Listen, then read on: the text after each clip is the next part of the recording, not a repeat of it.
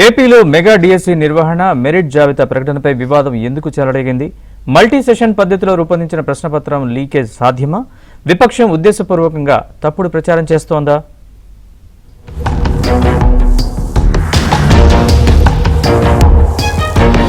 ఏపీలో గతేడాది జరిగిన మెగా డిఎస్సిపై ఆరోపణలను విద్యాశాఖ ఖండించింది. డిఎస్సి నియామక ప్రక్రియలో మెరిట్ జాబితా తయారీలో అక్రమాలు జరగలేదని తేల్చి చెప్పింది. మొత్తం ప్రక్రియ పూర్తి పారదర్శకంగా జరిగిందని స్పష్టం చేసింది. డిఎస్సి ప్రశ్నాపత్రాన్ని ఎవరూ మ్యానిపులేట్ చేయలేరని ఏపీ విద్యాశాఖ కార్యదర్శి కోన శశిధర్ స్పష్టం చేశారు. ప్రశ్నాపత్రంలోని ప్రశ్నలను యాక్సెస్ చేసే అవకాశం కేవలం 2 సీనియర్ అధికారులకు మాత్రమే ఉంటుందన్నారు. ఆ 2 అధికారులు మాత్రమే టీసీఎస్ సిస్టంలో ప్రశ్నలను అప్లోడ్ చేస్తారన్నారు.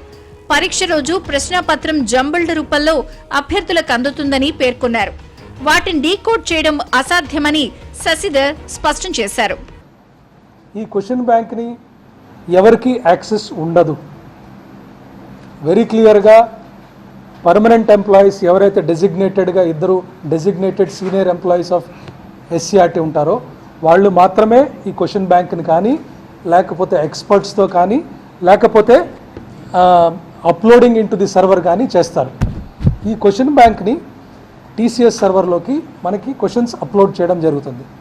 ఎగ్జామ్ ఎప్పుడైతే జరుగుతుందో ఎగ్జామ్ రోజున అది డీకోడ్ అయ్యి ఎన్క్రిప్షన్లో ఉన్నదాన్ని డీక్రిప్ట్ అయ్యి ప్రతి ఒక్క క్యాండిడేట్కి జంబల్డ్గా షఫల్డ్ సిస్టంలో డిఫరెంట్ ఫార్మాట్లో వాళ్ళకి వస్తుంది ఆన్లైన్.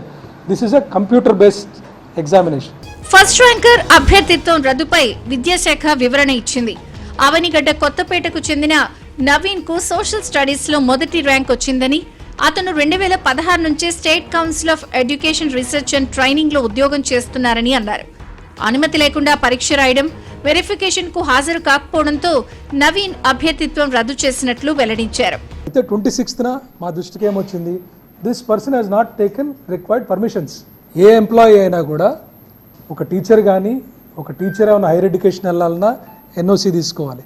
ఏ ఎంప్లాయీ అయినా కొత్త ఎగ్జామ్స్ రాసేటప్పుడు పర్మిషన్స్ తీసుకోవాలి. That is a standard procedure. ఏ ఎంప్లాయీ అయినా ఎగ్జామ్ రాసుకునే హక్కు ఎవరికైనా ఉంటుంది, కానీ ఇంటిమేషన్ ఇవ్వాలి. Once you are part of the organization, so you are suppose to, మనం ఇవ్వకపోవడం అనే వేరే విషయం, అసలు ఇంటిమేటే చేయలేదు కాబట్టి అతనిది మెరిట్ లిస్ట్లో పక్కన పెట్టడం జరిగింది. This 1 person. కానీ అతను లాగిన్ ఇన్ఫర్మేషన్ ఉండింది. 29-30 ఎప్పుడైతే క్యాండిడేట్స్ వెరిఫికేషన్ జరిగిందో దానికి తను రాలేదు. రాకపోవటం వల్ల తనకి he was not given any appointment. Final selection list అయిపోయిన తర్వాత ఈ వెంట్ టు కోర్ట్. కాగా మెగా డిఎస్సిపై వైసీపీ నేతలు చేస్తున్న ఆరోపణలపై ఏపీ శాప్ చైర్మన్ రవి నాయుడు ఆగ్రహం వ్యక్తం చేశారు. స్పోర్ట్స్ కోటాలో డబ్బులిచ్చి ఉద్యోగాలు సంపాదించారు అన్న వ్యాఖ్యలపై మండిపడ్డారు. ప్రజల్లో కావాలని అపోహలు సృష్టిస్తున్నారని మండిపడ్డారు. ప్రభుత్వంపై బురద జల్లితే సహించేది లేదని హెచ్చరించారు.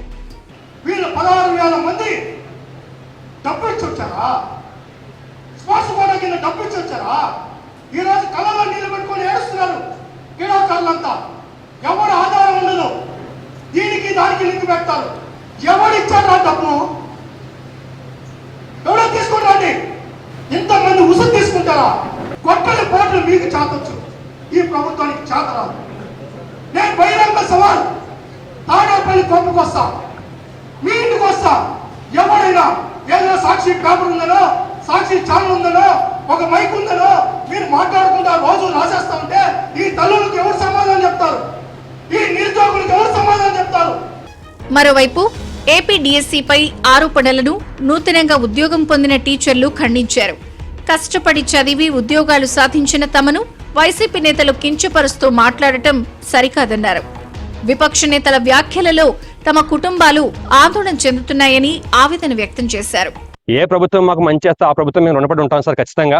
ముఖ్యంగా మేము చెప్పదలుచుకుంది ఏంటంటే సార్, ఈ మెగా డిఎస్సి 2025 అంతా సక్రమంగా జరగలేదని కొంతమంది వైసీపీ నాయకులు గారు, మాజీ ముఖ్యమంత్రి జగన్మోహన్ రెడ్డి గారు కానీ, మాజీ మంత్రులు కానీ మాట్లాడుతున్న పరిస్థితి సార్. ఆ మాటలకు ఆందోళన చెంది మేము మా కుటుంబ సభ్యులను భయాందోళనలు చెంది ఈ రోజున ఇలా ప్రెస్ ముందుకు రావాల్సి వచ్చింది సార్. ఈ డిఎస్సి వస్తే మన బతుకులు బాగుపడతాయన్న తరుణంలో ఈ కూటమి ప్రభుత్వం డిఎస్సి ఇస్తే మేమందరం చదువుకొని కష్టపడి ర్యాంకులు కొట్టాం సార్. మెరిట్ లిస్టు వదిలేరండి, సక్రమంగా సర్టిఫికేట్ వెరిఫికేషన్ జరిగిందండి, అన్ని రకాల జరిగే ఈ నియామకాలు పూర్తి చేశారు తప్ప ఇందులో ఎటువంటి అవకతవకలు జరగలేదు సార్. కానీ రాజకీయ ప్రయోజనాల కోసం మీకు ఏదైనా ఉంటే వేరే మాట్లాడడం తప్ప రాజకీయ ప్రయోజనాల కోసం సక్రమంగా జరిగిన ఈ డిఎస్సిని మాత్రం అడ్డు పెట్టుకొని రాజకీయంగా మాత్రం ఎవరు చూడొద్దని ముఖ్యంగా కోరుకుంటున్నాం సార్. అత్యున్నత స్థాయి డిజిటల్ ప్రమాణాలతో జరిగిన డిఎస్సి పరీక్షల్లో అవకతవకలకు అవకాశమే లేదని ప్రభుత్వం తేల్చి చెప్పింది. రిజర్వేషన్లు, ఎంపికలు పూర్తిగా నిబంధనల ప్రకారమే జరిగాయని వెల్లడించింది. మహిళలు, దివ్యాంగులు, ఇతర కోటాలకు హారిజాంటల్ రిజర్వేషన్ అమలు చేసినట్లు వివరణ ఇచ్చింది.